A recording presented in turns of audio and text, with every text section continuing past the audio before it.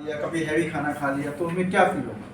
तो उसमें सबसे पहले हमें ये लगेगा कि हमारे पेट में जलन हो रही है। जैसे हमने कुछ फ्राइड खाना खाया, स्पाइसी है, बहुत मिर्ची मसाला वाला खाना खाया है, गरिष्ठ भोजन है, पकवान वगैरह खाए हैं, तो हमें ये लगेगा कि हमारे पेट में जलन हो रही है या पेट में बहुत भारीपन हो रहा है। पेट ऐसे लगेगा, जो हमारे नाभि के और छाती के बीच का हिस्सा है जहाँ पे हमारा स्टमक होता है, पेट होता है, वो हमें बहुत भरा हुआ फूला हुआ लगेगा। उसको हम ब्लोटिंग बोलते हैं। जैसे लगेगा कि गुब्बारे की तरह फूल गया है, यानी कि ज़्यादा खाना खाने से एक लक्षण तो ये आएगा, जलन होगी पेट के अंदर। या कभी कभी ऐसा होता है जब ज़्यादा एसिड सिक्रीट होता है और एसिड सिक्रीट होने से वो रिफ्लक्स करता है, यानी कि पेट से हमारा जो खाना है एसिड के साथ मिक्स हो चुका है, वो हमारे खाने की नली यानी फूड पाइप में, इसोफेगस में ऊपर की तरफ रिफ्लक्स करता है, तो हमें इस एरिया में जलन लग सकती है। कभी कभी ऐसा लगता है कि जैसे हार्ट का कोई प्रॉब्लम हो गई हो, कभी गले में भी आ जाता है।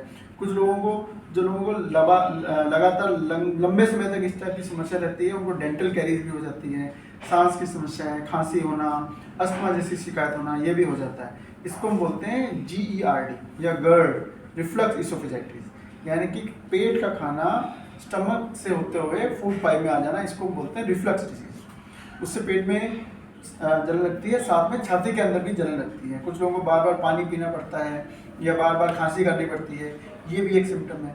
तो एसिडिटी होना, जलन होना, पेट का भारीपन होना, छाती में जलन होना, खाने का ऊपर की तरफ आना, गले तक आ जाना, ये सब ज़्यादा खाने से, इंडाइजेशन होने से, GERD की समस्या होने से, ये सारी समस्याएं इसी वजह से होती हैं।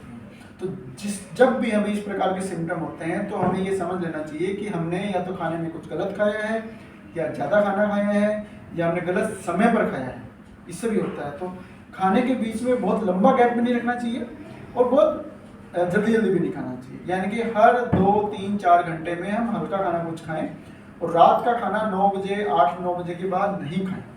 तो रात को 8-9 बजे से लेकर सुबह 8-9 बजे तक जो 10-12 घंटे की हमारी फास्टिंग है, वो हमारे पेट को, हमारे डाइजेशन को एक समय देती है कि उसमें हम उस खाने को पचा पाएँ, पेट को खाली करें, और जो खाना सारा हमारा वो डाइजेस्ट होकर हमारी बड़ी आंत में आए, सुबह हम उसको पास करके सुबह हमारा पेट अगले दिन की तैयारी के लिए तैयार हो जाए।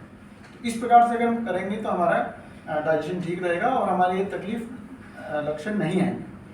अगर किसी को इस प्रकार के कोई लक्षण आ जाते हैं तब क्या करें?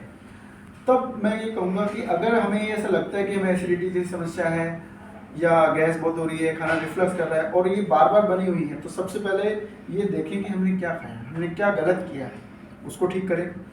पानी की मात्रा बढ़ाएं, हमारे खाने में सब्जियां, सलाद, फल की मात्रा बढ़ाएं, ज़्यादा नहीं खाएं, थोड़ा थोड़ा खाएं, अच्छे से चबा के खाएं। और सेल्फ मेडिकेशन से बचें। अपनी मर्जी से दवाइयाँ लेना, केमिस्ट से पता करके दवाइयाँ लेना ठीक नहीं है। अपने डॉक्टर की सलाह लेनी चाहिए। डॉक्टर के पास जाके अपना चेकअप कराएं, उनको बताएं कि हमें ये समस्या है। जो भी 1 दिन, 2 दिन, 5 दिन की दवाई है वो लें। ऐसा नहीं कि एक बार दवाई ले ली और ज़िंदगी भर या महीनों तक उसी दवाई को लिए जा रहे हैं, उसका भी साइड इफेक्ट होता है। तो अपनी मर्जी से अपने आप इलाज ना करें, डॉक्टर की सलाह से इलाज करें। और जो भी डाइजेशन रिलेटेड सलाह दी जाए, खाने से रिलेटेड सलाह दी जाए कि ये खाना है, ये नहीं खाना है, उनका पालन करना चाहिए।